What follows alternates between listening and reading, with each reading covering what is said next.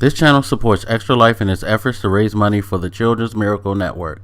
For more information about how to donate and join in their efforts, go to the link displayed here. Extra Life. Play games, heal kids. What up, everybody? This is your boy Black Magus, and this character profile is just going to be a retrospective on all the other characters in the Game of Thrones universe. They had a lot of amazing and interesting characters that came along the way and that survived throughout this show. I'll try to keep it mainly to the ones who made it to the end, although you have to touch on a couple of characters like Jorah Mormont, who, you know, such a kind of tragic figure, strange figure, who he wanted to try to redeem himself for a stupid mistake that he made, fell in love with someone who never felt anything for him, or like at least not in a romantic way. She loved him, but it's like, yeah, you're my brother. And it had to be very painful to go through things like that, because, you know, you expect that, but when you truly love someone sometimes and they don't want to be with you, it's so painful to deal with, but you deal with it anyway because you love them. And, you know, he truly did love her. He would do anything in the world for her. And that included being in pain, you know, because that was the person he loved, you know. It's a weird thing, and it's not the best feeling in the world, let me tell you that. Yes, I speak from experience. But, you know, he died doing probably what he wanted to do, which was making sure that the woman that he loved, the person that he pledged himself to, was able to survive. You know, he did everything he could to keep her alive, you know. And that's why you saw the emotion for her, because she knew, like, yo, you know, this dude, damn, he truly did sacrifice himself and sacrifice everything, you know, including his heart for me. Some fucked up shit, you know what I mean? You know, I hope to God there's never been anybody who felt that way about me, and I didn't feel the same about them, because I know for me, I would feel so fucked up that I couldn't give them what they wanted, and knowing that, yo, this person pretty much is willing to give me probably what I want from someone else, but I just don't feel anything from them. It's a weird thing. Interesting topic for a commentary about life. Anyway, and of course, you had smaller characters like Dolores Ed. It was a pretty funny character. That was, you know, Jon's boy. He rode and died with Jon, same way Sam did, and it was nice. It's, you know, to see him get a little bit of shine before he went out. You know, as the leader of the Night's Watch. Sam, of course, you know, Sam was a very interesting character. It was cool to see Sam transition to the position that he did. He was still, like, kind of a scary bitch, but, you know, hey, he tried. He stepped up when he could, you know. He fought his fear as best as possible. And, you know, he just wanted to be, like, you know, find his place. And he found his place as Grand Maester. So that was cool to see. Plus, he got his woman, you know. He's going to have a kid. So Sam got a peaceful life. Sucks that they laughed at my man when he tried to introduce democracy to the world. But, you know, that's what happens when you come up with, like, sensible ideas sometimes. You get laughed out the room by people who don't want to see the sense in it. Hey, it is what it is. Who else was out there? The Hound. You know, Hound was always interesting because he was just basically wrapped up into his whole anger over his life, the way he was brought up, the way his brother was treated versus him, and all of that. You know, he harbored a lot of anger. Glad he got to exact some revenge on his brother. And I'm glad he did what he did for Arya, telling her, like, yo, you're going to go down my path and just be full of pain and, like, you know, harboring anger at all these people. You need to let that shit go and go live, because you don't want to walk this path, because it's never going to be satisfied. You know, I'm sure he was glad to. That's why he probably was, like, more than glad to die with his brother, because he got the satisfaction of seeing his brother die. But it's like, after that, what is his life for real. I mean, he's probably gonna die anyway from the wounds, but what would his life be for real once he got his final target? He built his whole life on just like hate and anger, and that the source of the hate and anger is now gone. Shit, what are you gonna do with your life? Can you become a better person, something else, after you've pretty much lived the life of this angry, hateful, vengeful person? It's fucking crazy.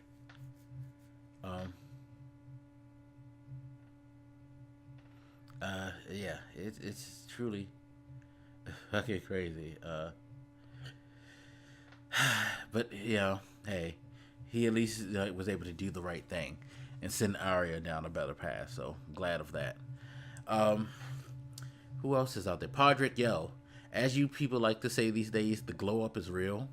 Podrick went from just this little kid who was stuck with Tyrion, who this awkward Lannister cousin or whatever, to being like the stud of Westeros. Like, women is like all reveling over his dick game.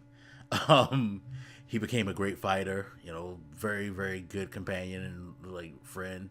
Like, Pod like blew the fuck up like big time, and now he's a part of the King's Guard and everything like that. Nice to see where Pod made it, like, and I was glad that he survived. I thought they were gonna kill off Pod, but yeah. Speaking of people who I thought would have survived, but they did kill off, Lady Mormont, little Lyanna. Damn, that hurt so bad when she died in that battle. But she went out like the G that she was. The Mormonts, that family, they were hardcore, and she carried that blood well. Another thing, what's his name? Robert, I cannot think of his mom's last name, because she was Lord Arryn, the first hand who died in the beginning of the show's wife. But that was kind of cool to see him grow, see how he is now grown. He seems to be more stable as a person, not the batshit insane child that he was going to be if he would have kept sucking on his mom's titty at age 15 and beyond.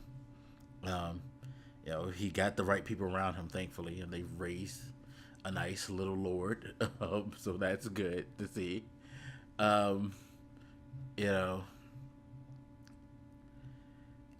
Tormund, my favorite character on the show, period. Glad to see he survived. I wish he would have got with Brienne, but you know what? She made poor choices. She cooked up with Jamie. Got her heart broken. Can't feel too bad about her because she fucking shined off my man. No, seriously, I could understand her though being weirded out because, once he told that titty milk story about how he was suckling on a giant's breast and shit like that for days or weeks, it's like, all right, bruh, your game is whack. You would be good for her, but shit, John, you're just whack. Stop it.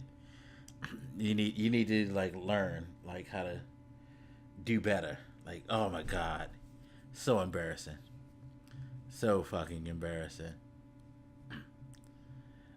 But yeah, still love Tormund to death. Like, he was one of my favorite characters of all time. I'm glad. Speaking of his lady love, Brienne. Y'all need to stop tripping about her being upset over the Jamie thing, because it fit. I'll get to that in a second. But her arc was pretty interesting too, because all she wanted to do was be a knight and to like be able to be a soldier and things like that and like do her duty. She's been a person who grew up awkwardly, was always looked at awkwardly. None of the other lords would send their sons to her because she was just tall, awkward woman to them. She liked to fight, and nobody wanted to have a woman like her around because they wanted her to be more demure, I guess, and whatnot, which that wasn't her vibe. That wasn't her steez. And people just couldn't get with that with her, but she found her place in life, which was great. and being knighted by Jamie to like kind of qualify all her decisions, her steps in life. That was a good moment. Hooking up with Jamie, hey, all right. So I didn't really get into this in the video about the Lannisters, but it's okay for her to feel the way she feel because she met someone who understood her and appreciated her for who she was and was accepting of her for who she was. Now, you might be like, what the fuck are you talking about? He left her for Cersei. This is the thing about Jaime Lannister that a lot of you guys never really paid attention to, and I paid attention to and thought about as I was making these videos. Jaime Lannister, for all the shit and the bullshit that he did, for all the like horribleness in this character, one thing about him was that he was a person who understood people, could appreciate them for who they were, and accepted them. And those are three very, very powerful things emotionally to impress on. I don't care how hard-bodied you are. You could find somebody who understands you, appreciates you, and accepts you for who you are. That's fucking powerful. Like I say, for me, understanding is probably the most powerful thing. To find someone who truly understands who you are and then like accepts that about you. Holy shit. Isn't that what you want? And that's the thing. Jamie was that type of person. Like, whether he liked you or not, he could understand, appreciate, and accept you for who you are. He knew who people were, and for better for worse, he was never like one to like take person. Like, look at the dealings that he did with the Starks. To be quite honest, like he never like said it was necessarily personal. It was just all about doing what he felt he needed to do to get to where he needed to be or where he went. It was like, I understand. Yeah, you're right. This sucks. Family, like, if this were my family, I'd be fighting too. But you know what? We're in charge. This is the realm, and you're trying to take off my family. You gotta go. Appreciate you, but fuck you. It was kind of cold-ish, but if you think about it, it was the reason his actions generally had rationale behind them, or at least he always had a reason.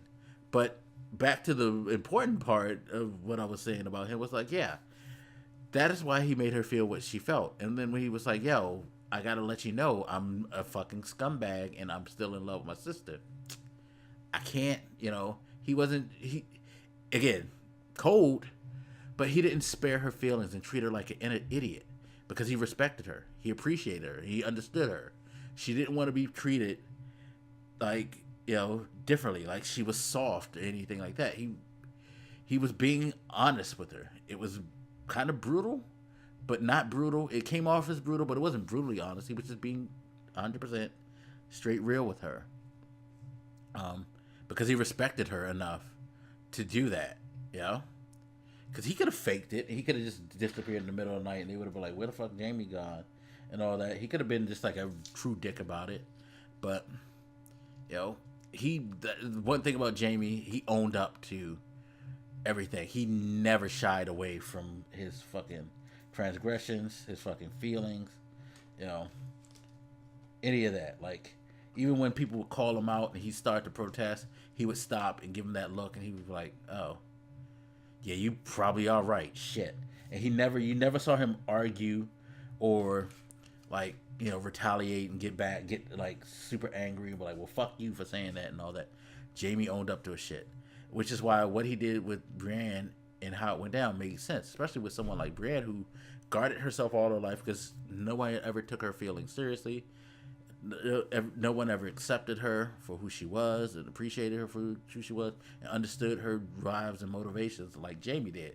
So she felt like, yo, I think I might have found the person I need to be with. And then when he was like, I gotta go, she was like, no, because you're taking away the one person that I feel completely gets me.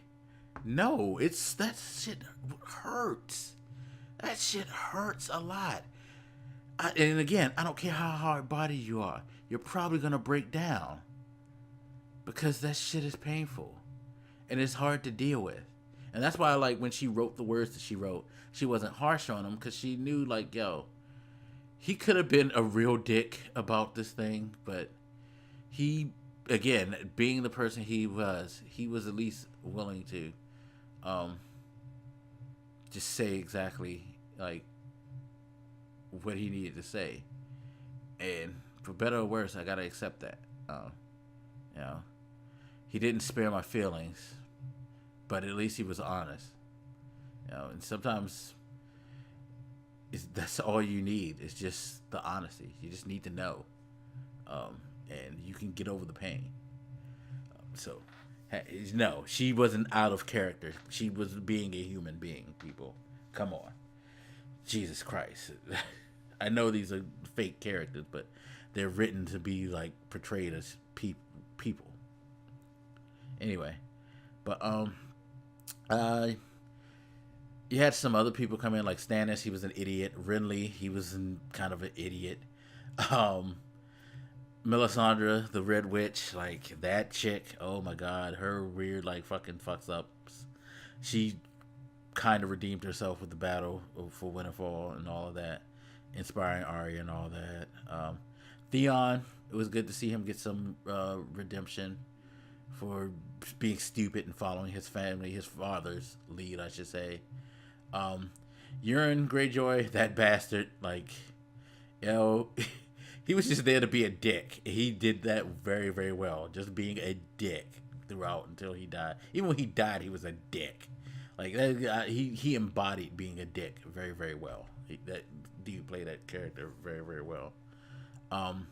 Kind of disappointed in the Sand Snakes end. Like, I was hoping that they would have a bigger part of things, but they didn't. I still maintain Oberyn, the Viper, is just the dumbest motherfucker in the world. Like, yo, you have that motherfucker. I get it. You want that confession, but shit me, this is the Mountain. You have him dead. Murder that fucker. At least you get the revenge of letting off Tyrion. Nope, you got to be playing with your food and, you know, playing with your prey. And your prey was able to get that one swipe in, and bam, that's your head, bitch. Fucking idiot. God damn it. Shit still pissed me the fuck off. Glad Joffrey went the way he did. Sorry about Tomlin. Sorry about, I forget the daughter's name, but sorry she had to go the way she did.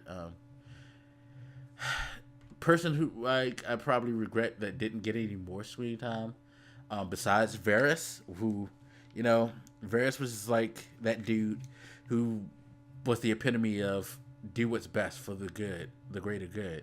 And, you know, for better or worse, it cost him, but he stuck to his guns. But person besides him probably that I missed the most was the fucking Queen of Thorns. Oh my God. Like, Lady Highgarden, shit, she was just fucking, she was so, the shade that she showed was just beautiful. Oh my God. I aspire to be that type of person when I'm her age. Cause, yo, she ain't take no bullshit. She ain't take no nonsense. Even her death, she was just like, yo, just let your sister know. All the people that she going after, trying to, like, take out Joffrey, she wrong. I'm the one who did it. Peace out. Like, throwing shade right before you die. Awesome. Always had the upper hand. You could never get one truly over on her. Like, she always left you being like, bitch, can't stand you. Loved her. Loved her to death. But yeah. Yep. Gonna miss a lot of those characters, but hey, everything has to come to an end eventually, right? Solid series, you know. I will probably not rewatch it because that's a lot of hours, but I appreciate it for what it was. So thank you, Game of Thrones, for the good 11 years that you gave me. Anyway, as always, feel free to hit me up. Let me know what you think, and I'll holler at you later. This your boy Blak Makers, and I'm out. Deuces.